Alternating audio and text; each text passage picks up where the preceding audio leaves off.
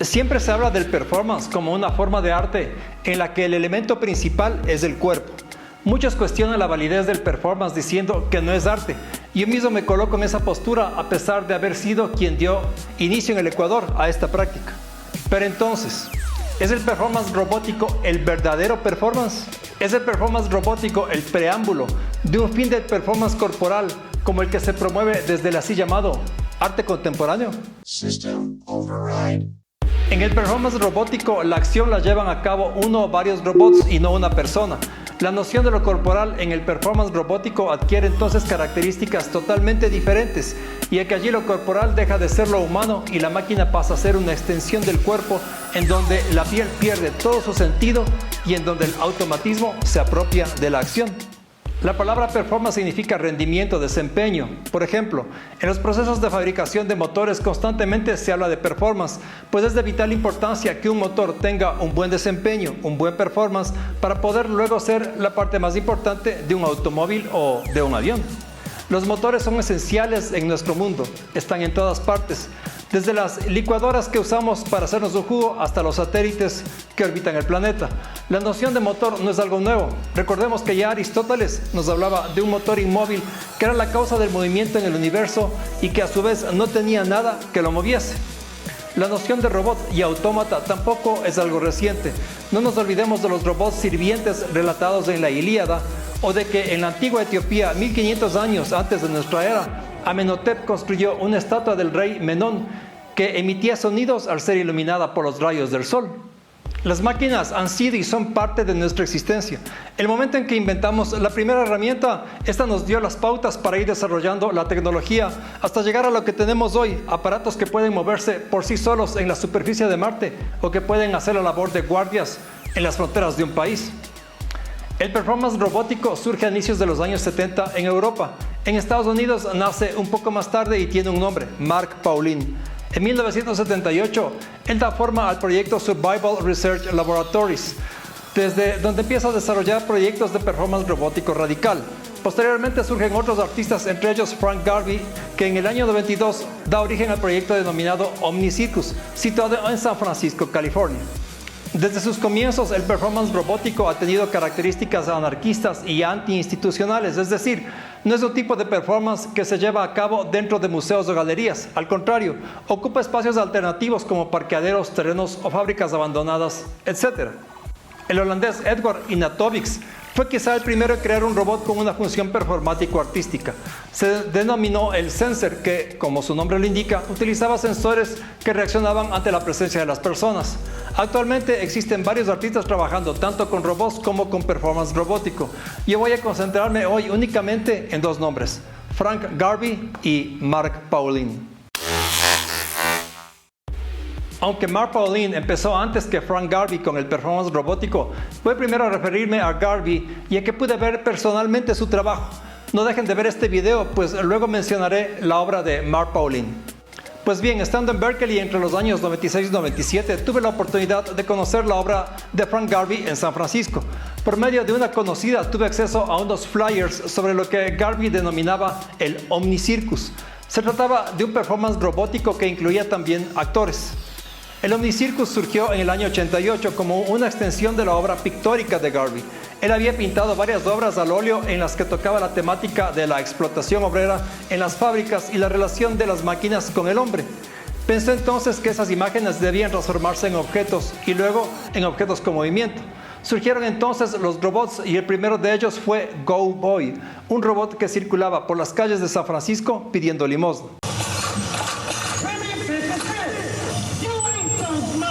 Este robot era un autómata que había sido adaptado en una silla de ruedas, con una bocina y que funcionaba a control remoto. Luego de este robot, Garvey construyó otros hasta completar 12 y con este grupo de máquinas dio forma a su proyecto, que como he dicho se llamó OmniCircus, el primer conjunto de teatro robótico del mundo.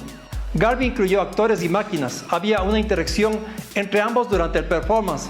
Es por ello que no se trataba de un performance 100% robótico, esto a pesar de que la función de los actores era complementaria. Una escena que recuerdo muy claramente fue la pelea a palos entre dos robots con brazos robóticos que se asemejaban a la pintura de Goya titulada El duelo a garrotazos, en la que se ve a dos individuos enfrentándose a palos. En Omni Circus, estos dos brazos robóticos parecían rememorar aquella escena, aunque en realidad Garvey no se basó en la obra de Goya, sino en una de sus propias pinturas surrealistas titulada One-Legged Men at a Butt Kicking Contest, en español, hombres de una sola pierna en concurso de patadas en el trasero.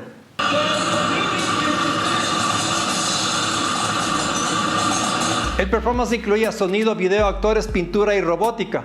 Garvey ha sido profesor asistente de arte robótico en la Universidad Carnegie Mellon. Si quieren escuchar su música, lo encuentran en Bandcamp. Y extractos de Omni Circus los pueden ver aquí en YouTube. Mark Pauling, nacido en el año 1953, es el artista creador del performance robótico. Viene trabajando en ello desde el año 78, cuando fundó Survival Research Laboratories. Pauling nació en el estado de la Florida y fue educado por su madre, ya que su padre los abandonó cuando él era un niño. Desde pequeño sintió un rechazo por la autoridad. Fue parte de una pandilla, aunque esto no prosperó. Estudió artes en el Eckerd College, donde obtuvo una beca para viajar a Inglaterra. Allá tuvo contacto con la escena punk, pero sus influencias provinieron más que de la música, de la literatura y de autores como William Burroughs. Pauling hizo inicialmente arte tradicional, es decir, litografías y cosas por el estilo que terminaron en las paredes de galerías. Sin embargo, él nunca quiso ser parte de la institucionalidad cultural y es por eso que decidió radicarse en San Francisco. Allí dio inicio a su trabajo en robótica. Antes de eso, Pauling había trabajado como soldador profesional, entonces tenía experiencia no solo con el metal, sino también con las máquinas. La propuesta de Pauling es revolucionaria desde todo punto de vista. No solamente porque con sus robots y máquinas ha logrado dar forma a un nuevo arte, sino porque ha roto con todos los esquemas del arte tradicional, dándole al performance su verdadero sentido. Como sabemos, el performance nunca surgió como una forma de arte tradicional, sino justamente al contrario, como una forma de rechazo a la institucionalidad. Con el tiempo fue fusionándose con la institucionalidad cultural y soy parte de ella, por lo cual podemos afirmar sin ningún problema que el performance corporal ha muerto. Y con esto respondo a las preguntas que hacía al inicio de este video. Quería ser de esas personas que queman los bancos y cosas así.